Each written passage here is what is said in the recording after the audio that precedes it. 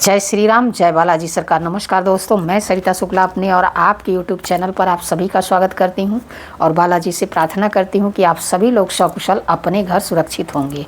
दोस्तों, आज मैं आषाढ़ माह में पड़ने वाली गुप्त नवरात्रि जो आती है उसके मतलब नवरात्रि के एकदम कुछ सिद्ध उपाय मैं बताऊंगी। मतलब आदि शक्ति माँ दुर्गा की कृपा से अगर आपने यह उपाय कर लिया तो समझ जाइए कि आपकी इच्छा अवश्य पूरी होगी, माँ का आशीर्वाद आपको अवश्य ही प्राप्त होगा।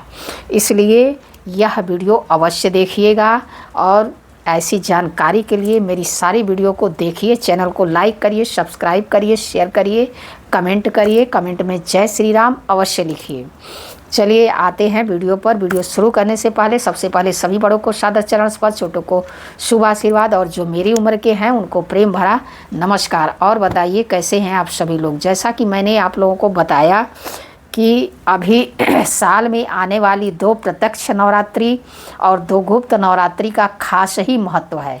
इस समय आषाढ़ महीना जैसे कि चल रहा है, जिस दौरान आने वाली नवरात्रि को आषाढ़ गुप्त नवरात्रि और गुप्त नवरात्रि के नाम से जाना जाता है। आषाढ़ गुप्त नवरात्रि के 9 दिन माँ दुर्गा के 9 स्वरूपों की पूजा अर्चना की जाती है। साथ ही माँ को खुश करने के लिए उपवास रखा जाता है। दृक पंचांग की गणना के अनुसार हर साल आषाढ़ महीने में आने वाली शुक्ल पक्ष की प्रतिपदा तिथि से आषाढ़ गुप्त नवरात्रि का आरंभ होता है और इस बार 26 जून 2025 से आषाढ़ गुप्त नवरात्रि का आरंभ हो रहा है, जिसका समापन जो है 9 दिन बाद यानी कि अगले महीने 4 जुलाई 2025 को होगा। आषाढ़ गुप्त नवरात्रि के कुछ विशेष उपाय हैं जिनको करने से आपको सुख, समृद्धि, वैभव, धन, सफलता की प्राप्ति होती ही होती है। तो इसलिए मैं पिछली साल भी आप लोगों को मैंने इस पे जो है उपाय दिए हुए थे। काफ़ी लोगों ने उपाय किया है, काफ़ी लोगों को बहुत ही लाभ मिला है। इस साल भी मैं आप लोगों को कुछ उपाय दूंगी और उन उपायों को करके गुप्त नवरात्रि में आप जो है माता रानी का आशीर्वाद प्राप्त कर सकते हैं। अपने जीवन में आए हुए दुखों को दूर कर सकते हैं। तमाम तरह की समस्याओं से आपको छुटकारा मिल सकता है। बशर्ते बस वही है कि उपाय को जो है पूरी श्रद्धा और भक्ति के साथ किया जाए। अब देखिए, इसके लिए ये कोई ज़रूरी नहीं है कि आप 9 दिन का व्रत रखें तो ही उपाय कर सकते हैं। ऐसा कुछ नहीं है। उपाय आप नवरात्रि के दिनों में उन पावन दिनों में ऐसे भी बिना व्रत रहे भी माता रानी की पूजा अर्चना कर सकते हैं और इन उपायों को कर सकते हैं। क्योंकि बहुत सारे लोग इस मतलब इन नवरात्रियों को नहीं रहते हैं व्रत, और बहुत सारी जगहों पे लोग रहते भी हैं। यह नवरात्रियां जो होती हैं खास करके तांत्रिक लोगों के लिए ज़्यादा मतलब महत्वपूर्ण मानी गई हैं। तो लेकिन जो उपाय हैं वो बहुत ही सिद्ध हैं, उनको अवश्य ही करना चाहिए। मैं तो कह रही हूँ उपाय करने में कोई वो नहीं है। अगर किसी चीज़ से हमारा भला हो रहा है तो हमको वह कार्य अवश्य करना चाहिए। देखिए, अगर आपकी आर्थिक स्थिति अच्छी नहीं है तो आषाढ़ गुप्त नवरात्रि के दौरान सच्चे मन से माँ दुर्गा की पूजा करें। देवी को 7 गुलाब के फूल और कपूर अर्पित करें। इस दौरान माँ दुर्गा को समर्पित मंत्रों का जाप करें। ठीक है।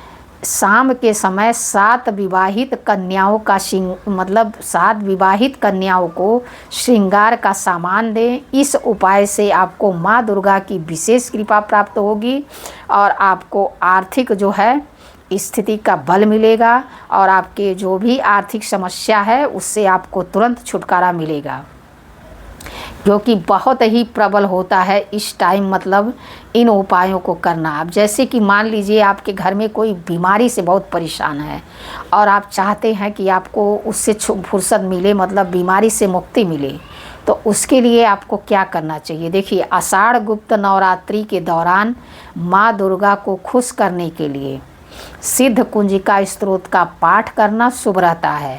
पाठ खत्म होने के बाद माँ से अपनी गलतियों के लिए माफ़ी मांगें और स्वस्थ जीवन की कामना करें। इस पाठ को पढ़ने से जीवन में आ रहे संकट कम होते हैं और सेहत में जो है सुधार होता है।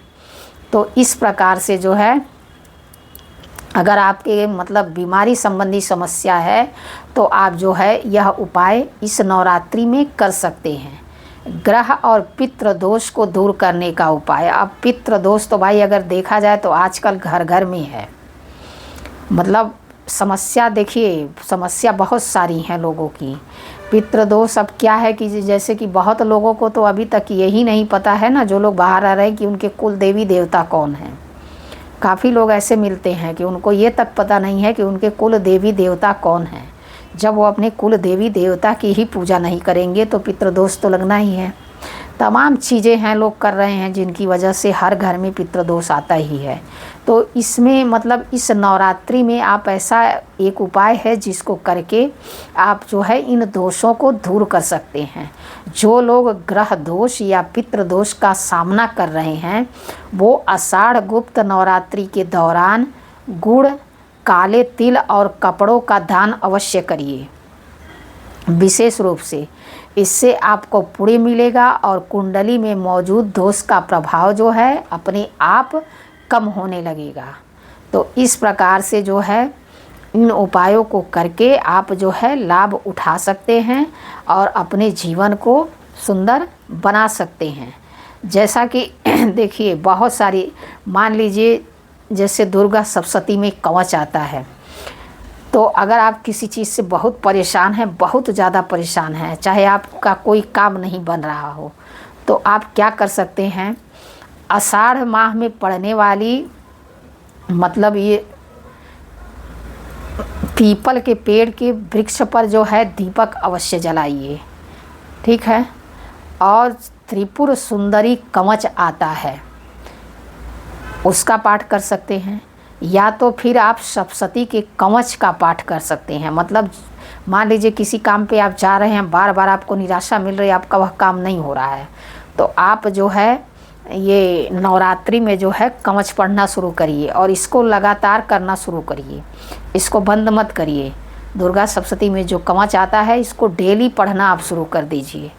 इस नवरात्रि से शुरू करके डेली शुरू करिए। डेली जैसे मान लीजिए किसी काम पे जा रहे हैं, मान लीजिए रोज़ नहीं कर पा रहे हों, लेकिन अगर किसी काम पे आप जा रहे हों और आपको मन में शंका है कि वह काम होगा कि नहीं होगा, तो ये दुर्गा कवच पढ़कर ही उस दिन अपने और थोड़ा सा गुड़ का प्रसाद अपने मुंह में डालकर ही उस काम के लिए आप निकलिए। देखिए आपको उस कार्य में अवश्य ही सफलता मिलेगी। घर के मुख्य द्वार पर गंगा जल मतलब उनका छिड़काव अवश्य करें। ऐसा करने से घर से नकारात्मक चीज़ों जो ऊर्जा होती है वह दूर होती है। दरिद्रता, क्लेश और रोग, इन सब चीज़ों का नाश होता है, ठीक है। काली हल्दी तो इस प्रकार से जो है आप नवरात्रि में माता की आराधना करिए और उनकी पूजा करिए। बाकी वीडियो में अगर कोई गलती हो गई हो तो क्षमा करिए। ऐसी जानकारी के लिए हमसे जुड़िए, हमारे चैनल को लाइक, सब्सक्राइब, शेयर करिए। जय श्री राम, जय बालाजी सरकार।